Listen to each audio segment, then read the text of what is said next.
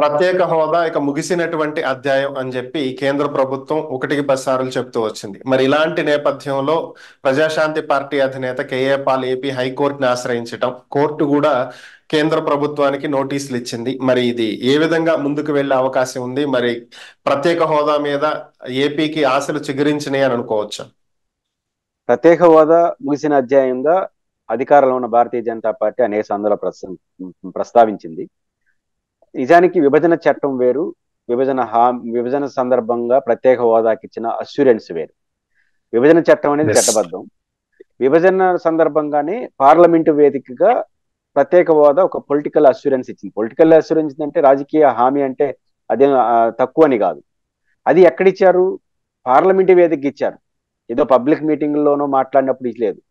ఈ ప్రత్యేక హోదాకు సంబంధించి కేబినెట్ అప్రూవల్ కూడా జరిగింది. ఇంకా కేబినెట్ లో ఆమోదించారు. ఆ తర్వాత ప్లానింగ్ కమిషన్ పంపించారు, నోటు పంపించారు. అంటే కేబినెట్ ఆమోదిస్తే ఆటోమేటిక్ గా అమలు అవుతుంది. నోటు పంపించారు. నీతి ఆయోగ్ ఇచ్చిన దాన్ని ఆధారం చేసుకుని కేబినెట్ అప్రూవల్ చేసేస్తే ప్రత్యేక హోదా అమలు అవుతుంది. దానికి ఏం పెద్ద ఇబ్బంది ఏం లేదు. కానీ కేంద్ర ప్రభుత్వం ఇవ్వాలని ఇంట్రెస్ట్ చూపట్లేదు. ప్రత్యేక హోదాని చట్టబద్ధంగా సాధించుకోలేం కానీ, అంటే లీగల్ గా సాధించుకోలేం కానీ, నైతిక హక్కు ఉంది. మిగతా రాజకీయ హామీలకి పార్లమెంటు వేదికగా పార్లమెంటు సభ్యుడు, పార్లమెంటు ప్రధానమంత్రి మన్మోహన్ సింగ్ గారు పార్లమెంటు వేదికగా అష్యూరెన్స్ ఇవ్వడం, కేబినెట్ నోటు పంపడం, దేనికి నీతి ఆయోగ్ ప్లానింగ్ కమిషన్ అప్పుడు నీతి ఆయోగ్ ఇప్పుడు వస్తుంది. వాళ్ళు ఇచ్చిన రెఫరెన్స్ ఆధారంగా మళ్ళీ అమలు చేసేవచ్చు. అదేం పెద్ద ఇష్యూ కాదు. కానీ అమలు చేయకుండా ఆపిపెట్టారు. అట్లాంటి హామీగా దీన్ని చూడాలి, జనరల్ పొలిటికల్ హామీగా చూడలేము. అయితే కేఏ పాల్ గారు చేసిన దాన్ని నేను మనస్ఫూర్తిగా అభినందిస్తున్నాను. ఇప్పుడు ఆంధ్రప్రదేశ్ ప్రభుత్వం కేఏ పాల్కి మద్దతుగా నిలబడాలి. సహజంగా ఏం జరుగుతుందంటే కోర్టు నోటీసులు ఇస్తుంది. ఎవరైతే ప్రతివాదులుగా చేరస్తామో వాళ్ళకి నోటీసులు ఇస్తుంది. ఆ నోటీసులు ఇచ్చినప్పుడు కేంద్ర ప్రభుత్వం సమాధానం చెప్తుంది, రాష్ట్ర ప్రభుత్వం సమాధానం చెప్తుంది. ఎవరైతే ప్రతివాదులు అఫిడవిట్ దాఖలు చేస్తారు. సీన్ కట్ చేసి దీనికి ముందు ఒక వివరణ ఇవ్వాలి. ఇప్పుడు ఆంధ్రప్రదేశ్ చీఫ్ సెక్రటరీ అంటే ఆంధ్రప్రదేశ్ ప్రభుత్వం. ఆంధ్రప్రదేశ్ చీఫ్ సెక్రటరీ ఆంధ్రప్రదేశ్ ప్రభుత్వం నుంచి ఏం చెప్తారు? మాకు కావాల్సిన అవసరం ఏముంది అని అథెంటిక్ గా మాట్లాడతారా, దానికి నష్టం చేసేట్టుగా చేస్తారా అనేది ఇప్పుడు రాష్ట్ర ప్రభుత్వం చేతిలో ఉంది. ఈ రాష్ట్ర ప్రభుత్వం అడిగినంత మాత్రం ఇచ్చేస్తారని కాదు, ఒక నైతిక మద్దతు, కేంద్రం పైన ఒత్తిడి, ప్రజలకి ఒక రైట్ సిగ్నల్ ఇచ్చినట్టు ఉంటుంది. ఇప్పుడు కేఏ పాల్ గారు ముందు పొంగులేటి సుధాకర్ రెడ్డి గారు, తెలంగాణకు సంబంధించిన వ్యక్తి, ఎమ్మెల్సీగా ఉన్నారు వారు, కాంగ్రెస్ పార్టీ సీనియర్ పొలిటీషియన్. ఆయన ఒకసారి విభజన చట్టం పైన ఒక కోర్టులో కేసు వేశాడు. అదేంటంటే కడప హుక్కు, బయ్యారం హుక్కుని పరిశీలించి తగిన నిర్ణయం తీసుకుంటాను విభజన చట్టంలో ఉంది, కేంద్ర ప్రభుత్వం అన్యాయం చేసిందని అఫిడవిట్ దాఖలు కోర్టులో పిటిషన్ వేశాడు. కోర్టు వెంటనే విభజన చట్టం కదా, కానీ దాంట్లో ఏముంది? పరిశీలించి నిర్ణయం తీసుకోమనుంది. కేంద్రం తెలివిగా ఏం చేసిందంటే పరిశీలించాము, సాధ్యం కాదని అప్రాపరేట్ డెసిషన్స్ కమిటీ రిపోర్ట్ వచ్చింది అంటే మేము చేయలేదు కాబట్టి విభజన చట్టాన్ని అమలు చేశాం. అంటే ఆయన ఏమన్నా అంటే విభజన చట్టాన్ని అమలు చేయలేదని కోర్టుకు వేసినాడు. అంటే ఇవ్వలేదు కదని వీళ్ళు ఎట్టపోయినారు?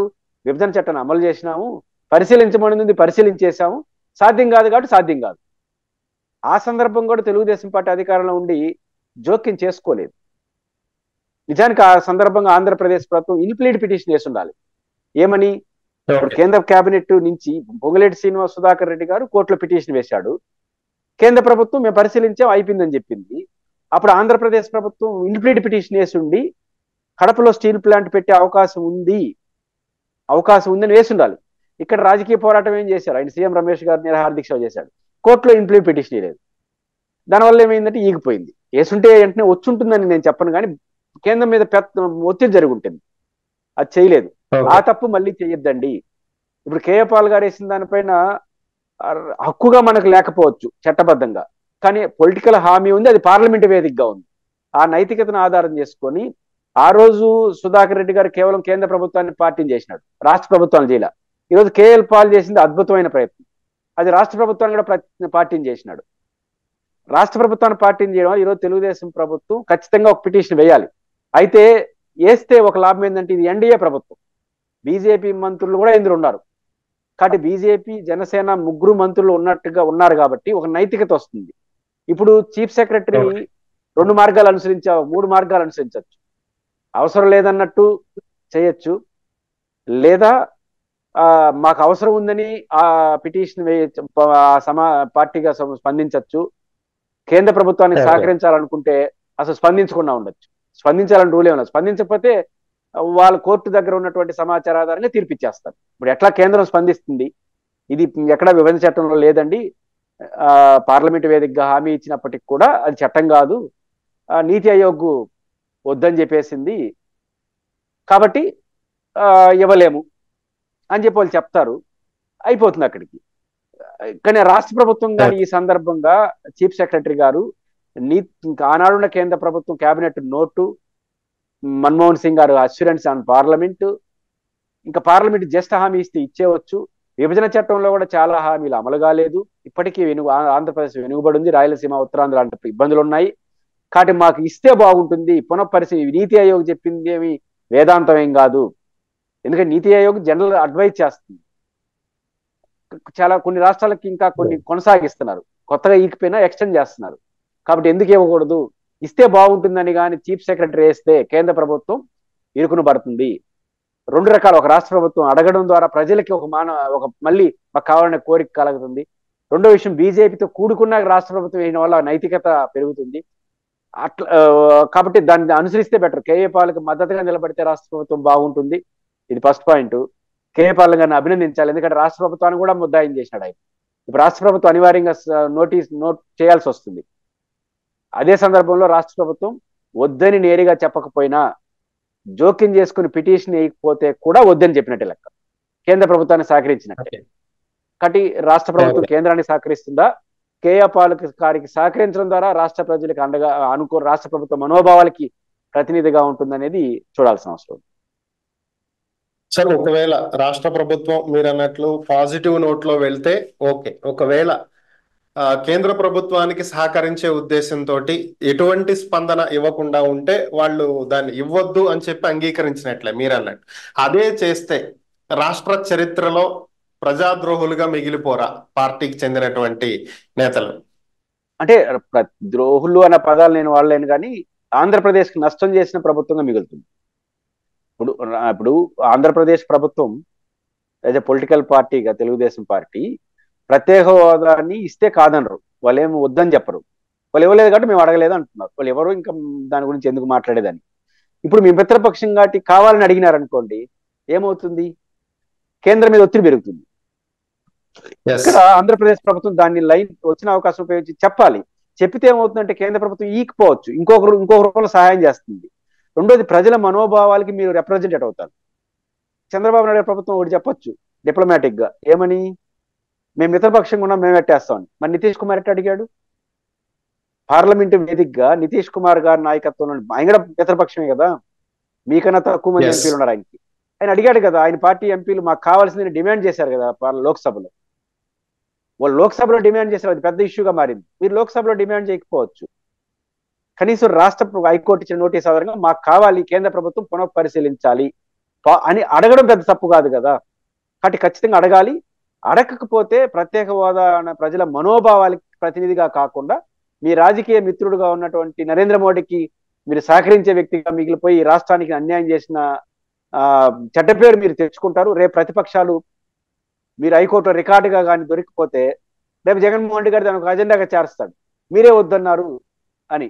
రేపు ఎప్పుడన్నా బీజేపీకి వ్యతిరేకంగా మీరు రావాలన్నా రాలేదు. గతంలో వచ్చారు కదా, 4 ఏళ్ళు వద్దని చెప్పినా తర్వాత కావాలని ముందుకు వచ్చినారు. రేపు ఆ అవకాశాన్ని కోల్పోతారు. కాబట్టి కేఏ పాల్ గారి అప్పీల్కి ఖచ్చితంగా స్పందించాలి.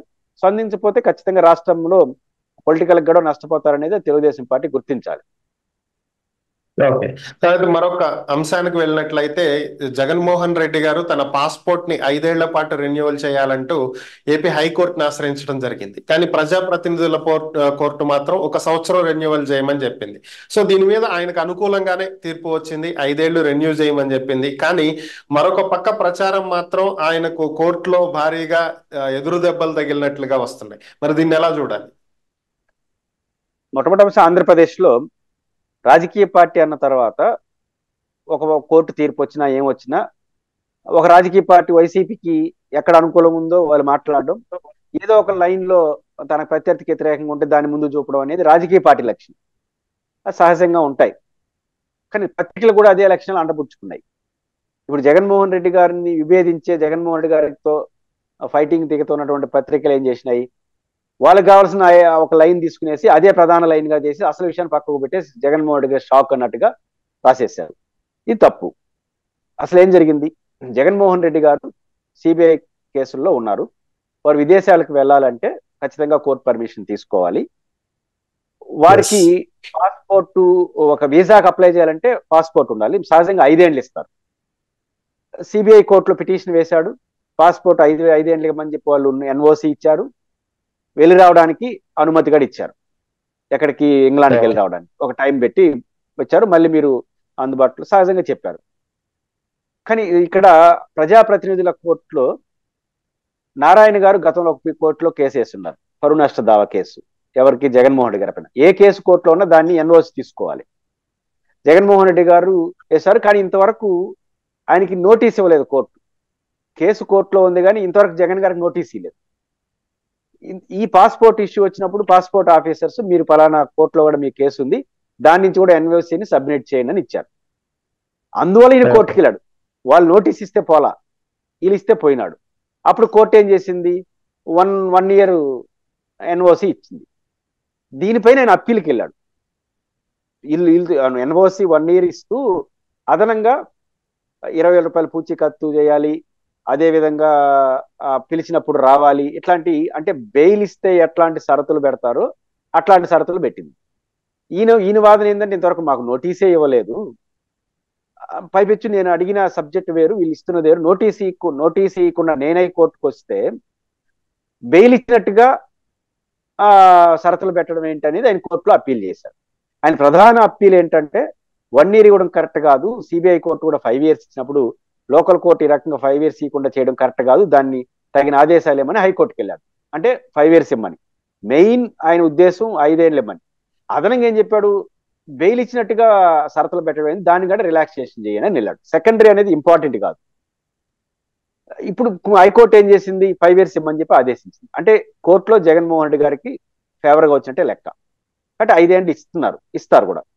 అదనంగా ఏం చెప్పింది కోర్టు పెట్టిన షరతులు వాళ్ళ జోలికి వెళ్ళకపోగా కోర్టు షరతులు ఏంటి? ఏ కోర్టు అయినా సరే బెయిల్ ఇచ్చినప్పుడు లేదా ఎలాంటి తీర్పు ఇచ్చినప్పుడు కూడా కండిషన్స్ ఉంటాయి, షరతులు ఉంటాయి. ఇప్పుడు చంద్రబాబు గారికి బెయిల్ ఇచ్చారు, జగన్ గారు సిబిఐ కోర్టులో బెయిల్, ఏదైనా షరతులు ఉంటాయి. షరతులు లేకుండా అన్కండిషనల్ ఇష్టం అని చెప్పారు. కాబట్టి ఈయన ఏమన్నారంటే, నాకేం బెయిల్ ఇవ్వలేదు కదా, అసలు నోటీస్ చేయలేదు కదా, నాకేంటి ఈ షరతులు అని, ఈ షరతులు రిలాక్స్ అయ్యాడు. కానీ కారణాలు ఏమైనా కోర్టు రిలాక్సేషన్ వద్దు మీరు అంటే ఏమని 20,000 రూపాయలు పూచి దాన్ని పెట్టి పెద్ద ఎవరైనా సరే కోర్టు ముందు సమానమే, మీరు మాజీ ముఖ్యమంత్రి లేదు అంటే దాని ముందు పెట్టి చేయడం ద్వారా ఒక ఆనందం.